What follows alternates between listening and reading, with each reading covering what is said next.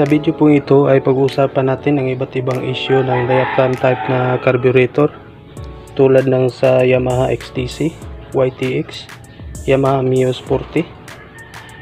Pag-uusapan natin ngayon kung paano natin malaman kung sira na yung diaphragm ng ating carburetor. At meron itong dalawang diaphragm itong ating carburetor.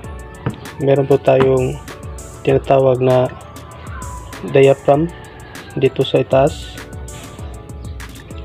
Tatanggalin natin to mamaya. Tapos meron tayong tinatawag na diaphragm membrane dito sa gilid. Ito po yung diaphragm membrane. Tatalakayin natin mamaya kung ano yung mga iba't ibang issue, kung paano natin malaman kung sira na yung ating diaphragm membrane at saka itong ating diaphragm, tapos yung kanyang piston. Tatanggalin lang natin itong kanyang takip dito sa itaas. Ngayon, ang isang issue na na-encounter ko, gusto ko lang ibahagi sa inyo dito sa mga diaphragm type na carburetor tulad na sa mga Yamaha motorcycle. Yung inayos ko nung nakarang araw na YTX, i-share ko sa inyo ngayon kung ano yung mga simptomas o paano natin malaman kung sira na yung diaphragm at saka yung kanyang piston. Ganito yan mga, itong diaphragm nya, ayan. Yung inayos ko na Yamaha YTX, ang issue nya doon sa kanyang motor, kasi yung kanyang motor umaandar, tapos pag pinihit mo yung silindador, medyo naka-open siya dito, naka 1/2 o kahit na konting pihit lang yung silindador, ay mamamatay yung kanyang motor. Yan yung issue sa kanyang motor doon sa Yamaha YTX. Kaya tinignan ko yung kanyang diaphragm at saka nakita ko na meron din gas dito sa ilalim ng kanyang piston. Kaya sinabi ko sa may-ari na sira na yung kanyang diaphragm at saka yung kanyang piston, meron ng tama dito.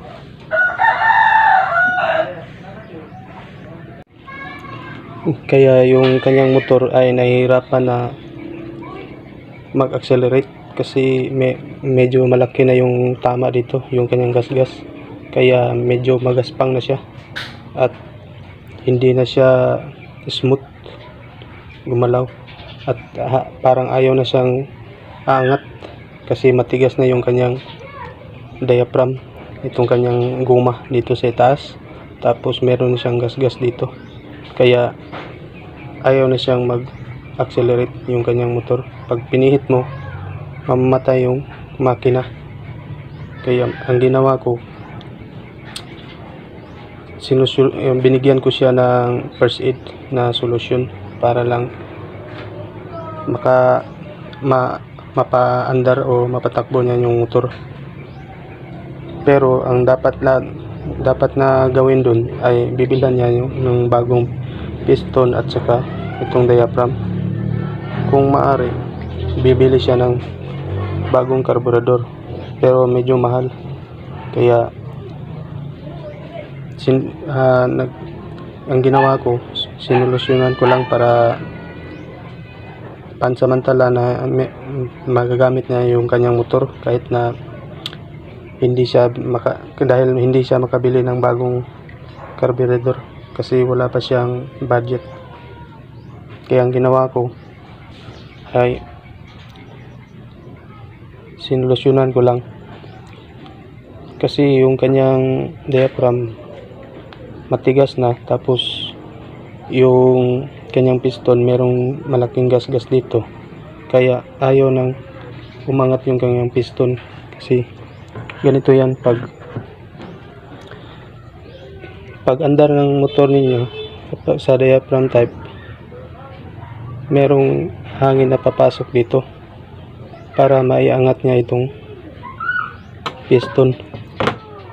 Ayan. Papasok dito yung hangin kapag naka-open yung throttle valve, itong kanyang butterfly. Ito. Ayan. Pag pinihit nyo yung silindro, ayan, maraming hangin na papasok dito. Hihigupin niya. Tapos dito yung hangin, mahihipan niya itong diaphragm, kaya aangat ito. Ayan. Ayan. Kaso pag medyo matigas na ito at saka meron ng tama itong piston ninyo, pagpasok ng hangin dito sa butas niya, pag in-open nyo yung inyong throttle, ayan, naka-open yung kanyang butterfly, papasok yung hangin dito, pero hindi niya kayang iangat ito kasi medyo tumigas na itong kanyang guma, itong diaphragm dito sa itaas. Tsaka yung kanyang piston, meron na rin gasgas, meron ng tama, kaya hindi na siya malambot. Hindi na kaya sa stock na hangin dito sa kanyang inihigop. Hindi na mapagalaw itong piston niya pataas, kaya ayaw niya mag-accelerate yung inyong motor. Kaya pansamantala ko siyang binigyan ng solusyon. Ang ginawa ko dyan mga kaworks ay yung kanyang air cleaner hose dito, tinanggal ko siya, tapos hindi ko na siya ikinabit. Ayan, para marami siyang hangin na higop at saka hindi siya limited yung hangin dito. Yung tinatawag na ginawa ko, in-open carb ko siya, naka-open carb siya. At dyan nyo malalaman na sira na yung sa pamamaraan na yan, masisiguro ninyo na sira na yung diaphragm ng inyong motor kapag in-open carb ninyo. Tapos mawawala na yung problema ng inyong motor, yung issue niya na ayaw mag-accelerate, mamamatay kapag piniga nyo. Dyan nyo malalaman kapag in-open carb ninyo yung motor, yung inyong karburador. Pag naka-open carb at tumino na yung andar niya at meron na siyang pwersa at saka hindi na siya mamatay kapag in-accelerate ninyo, ibig sabihin dyan, sira na yung inyong diaphragm. Kaya kailangan nyo nang bilhan ng bago, or bibili kayo ng bagong buong karburador.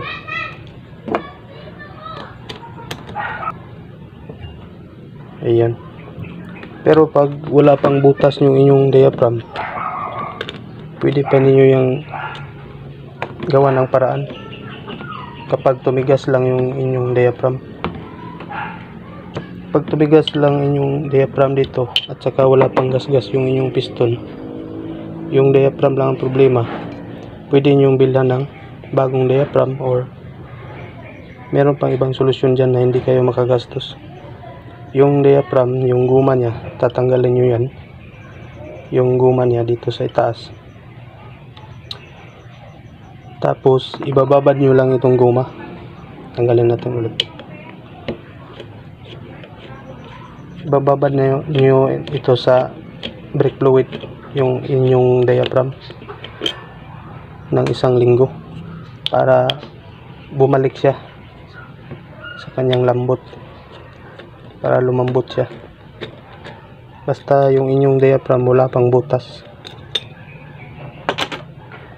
Para lumambot na itong diaphragm, ang gawin ninyo, tanggalin nyo lang. At pagkatapos ibababad nyo itong diaphragm, itong guma, ng 1 linggo. Tapos ikabit nyo ulit at paandarin ayos. At yun mga kaworks, okay na yung kanyang motor, yung sa Yamaha YTX, na ang ginawa ko lang, in-open carb ko siya, hindi ko na binalik yung kanyang air cleaner hose dito sa kanyang carburetor, tinanggal ko na, at saka pinaandar ko, pinihit ko siya, pinihit ko siya, okay na, hindi na siya mamamatay. Saka meron siyang RPM, naka nasa sagad na natin yung kanyang accelerator, yung accelerator niya, yung kanyang throttle. Yung una, kahit kunting piga lang, mamamatay na siya.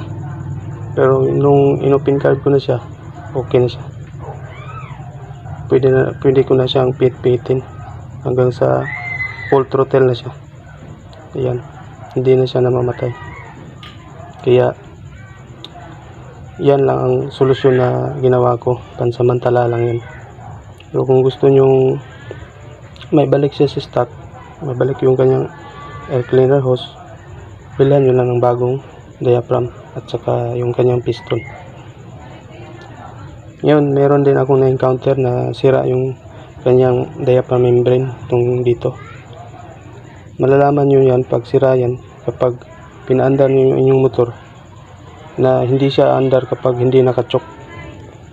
Ibig sabihin sira na yung kanyang diaphragm membrane, tapos walang minor na mamatay. Kailangan mataas palagi yung kanyang minor, tapos nagpa-backfire. Ibig sabihin dyan sira na yung inyong diaphragm membrane ng inyong motor. Itong maliit, tatanggalin natin para makita ninyo.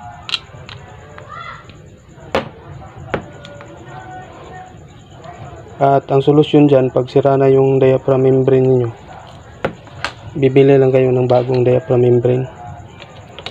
Isang set lang yan, isang set yan, mura lang yan sa online. Kasi mahirap itong hanapin dito sa mga tindahan. Pero meron itong yan, tulad ito, nagbabackfire at saka mahirap andarin at hindi andar kapag hindi nakachok kasi sira na to. Bakit nasasabi nating sira na itong diaphragm membrane? Masasabi natin yan kapag meron na siyang butas tulad nito. Ayan, meron na siyang butas dito sa gilid, minsan dito sa ilalim. Ayan, minsan ang pinakahuling issue nito, malalaman natin na sira kapag ganito siya, napakatigas na niya. Ayan, kaya ito yung problema ng carburetor na to.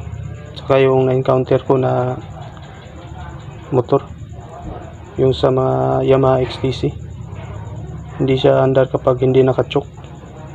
Ito yung sira niya ng kanyang motor, saka nagbabackfire yung kanyang motor. Kaya ang gagawin natin dyan, bibilan natin ng bagong diaphragm membrane.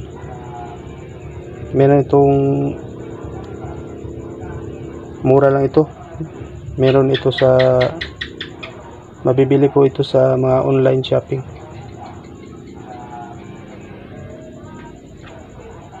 Ayan, kasama na yung kanyang spring at saka yung o-ring dito na maliit.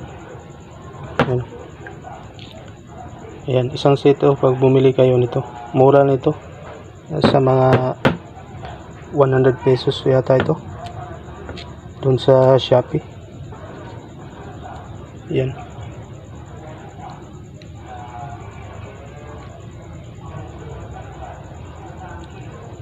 Kaya ngayon alam nyo na kung ano yung mga simptomas, kung ano yung sira na yung motor. Kahit na mga Honda motorcycle, minsan na-encounter din natin ito sa mga TMX 125 Alpha na sira na yung kanyang diaphragm membrane. Malalaman natin pag sira na to is yung mga simptomas niya, nagbabackfire, tapos hindi andar kapag hindi nakachoke, at saka pinaka last sa TMX 125 Alpha, kapag tinanggal din natin itong hose niya dito sa kanyang air cleaner, naka-open siya, at saka pag pinihit mo, mamamatay yung inyong motor, biglang mamamatay. Diyan mo malalaman na sira na yung kanyang diaphragm membrane. At maraming salamat po sa inyong panonood. Sunod tatalangkayan natin kung paano natin masosolusyonan itong overflow ng carburetor na diaphragm type. Hanggang sa muli, maraming salamat po. Sana po may natutunan kayo kahit na kunti sa video natin ito. Bye bye, peace out.